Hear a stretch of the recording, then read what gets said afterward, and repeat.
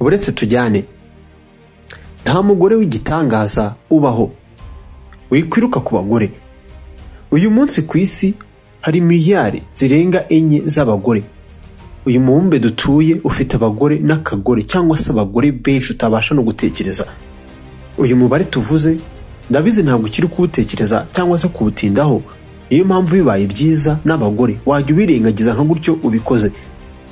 Gusarira umugore nicyo kintu cya mbere kikuvomamo imbaraga ndetse n'ububasha nk'umugabo. Nitwa Samuel Mugisha. Menya byinshi kubera mu isi wigiramo amasomo y'ubuzima. Iyo niyo ntego y'ibiganiro tukugezaho hano buri cyumweru. Niba wifuza kujya wiga amasomo y'ubuzima, kora subscribe nonaha. Niba utarayikora ntuzajya uracikwa n'ibiganiro byacu mu gihe kizaza. Ikaze. Mu kiganiro tugiye kuvuga ku buryo umugabo yakabanye n'abagore.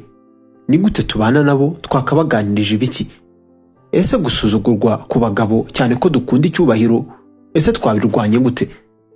Tugiye kuvana abagabo mu rujijo kandi tugiye gusenya byose na cyose mu bishuko abagore bishuka mu mitwe yabo babwiwe n'abagabo ba feke, babagabo badafatitse cyangwa se badashyitse. Biraza kunsaba ko mufungura umutwe cyangwa se imitwe yanyu ubundi tuganire. Uko wiruka inyuma y'umugore cyane ubundi uzabirebe, nawe niko wagira ngo azaba yinjiye mu marushanwa, azirukanka, azaguhunga, nugira amahirwe ntabwo azagusiga. Uko uzashyira umugore hejuru yawe rwose azaguha agaciro gake. Uko uzamusingiza cyane niko azakubahuka. Ubu buryo tugiye kuganiraho bwo kubana n'abagore, ndabizi haraza kuba harimo ukuri kwinshi ahubwo gushaririye. Abagore ni abantu bakururwa cyane na bya bindi badafiteho ububasha, bya bindi batabasha kugenzura. Ntabwo bakunda mu by'ukuri abagabo cyangwa se babagabo bandikira buri masegonda 2 apana umugabo umwingingira kumwitaho cyangwa se usaba cyangwa se usaba umugore ngo amwiteho. Buriya nta mugabo ukurimo niba icyubahiro cyawe n'agaciro kawe kose cyangwa se byose ukibarira mu mugore cyangwa se mu bagore. Uriya mukobwa muto cyangwa se kari agakobwa gato akenshi uzabona karusha imyaka, ntabwo ari akamikazi, si umwamikazi, si urubavu rwo mu rubavu rwawe nk'uko bakwigishije muri Bibiliya. Ni umukobwa, vuga ngo ni umukobwa usanzwe, ndetse hari za miliyari zabo hano ku isi. Twatangiye tubivuga. Gusa abagabo benshi bata umutwe, barasara, birirwa kuri WhatsApp nk'aho ari wo murimo bandikira abagore cyangwa se abakobwa.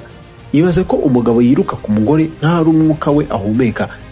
Abagabo baribuze neza ndetse ikibazo ni kimwe, byose kubera abakobwa cyangwa se abagore rimwe na rimwe batanagize n'icyo bafite. Ndagira ngo uhagarike uyu munsi uburyo bwo kubana n'abagore uba ugomba kuba ari wowe ugenda bwa mbere yabo. Ibyo ukabikora atari ubwiyemezi, ahubwo kubera ko ufite imbaraga n'ububasha cyangwa se icyubahiro. Rimwe ndagira nkubwire, nutangira kubona ukuntu ubwiza ari ikintu gisanzwe ahubwo gifitwe na benshi cyangwa se abo tabara hano ku isi, uzahagarika gutakaza ahazaza hawe ndetse n'amafaranga ngo nukubera ko umugore cyangwa se umukobwa umwe yagusekeye rimwe muhuye no kunzira. Aho ni urugero. Reka tuvane imikino hano. Nta mukobwa udasanzwe ubaho, ahubwo ikintu ni kimwe, umwanya wawe, attention yawe umuhereza, nibyo bintu by'imboneka rimwe utakabaye kubutagamuza.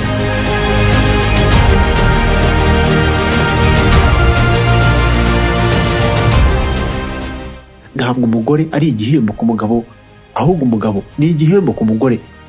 Igihe rero umugore cyangwa se ubwoko bw'umugore butabasha kubona ibyo ngibyo, uzamureke ubwo bwoko wigendere, kandi uzagende ntacyo uvuze.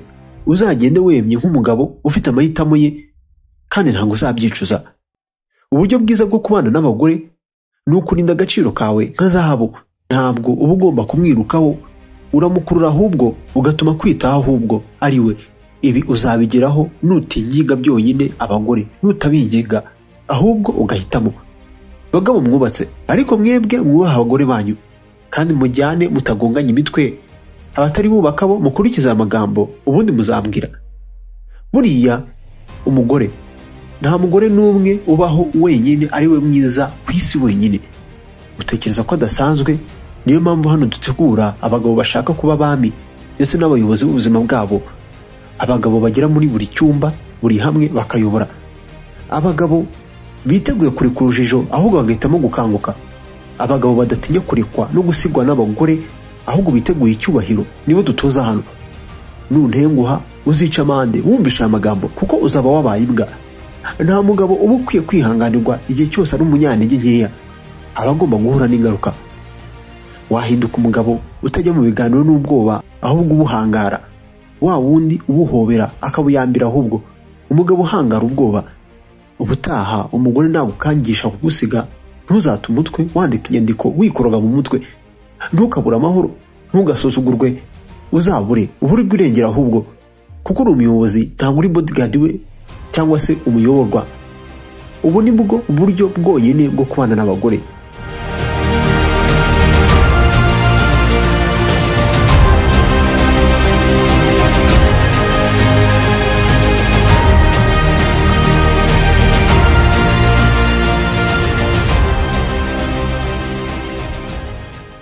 Sangiza abandi iyi nkuru maze turokora abagabo benshi.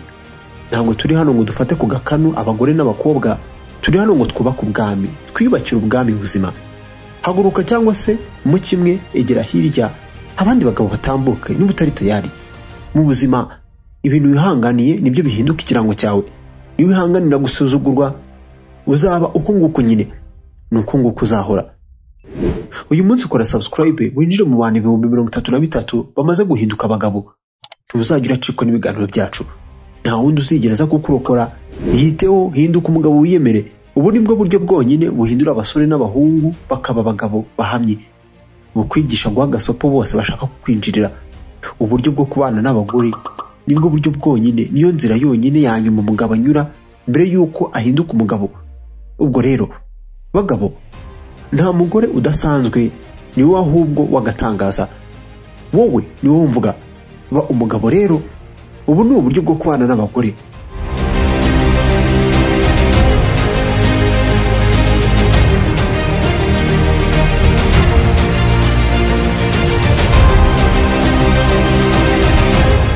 Wakunze iki kiganiro, andika ijambo rigira riti duhereza ibindi.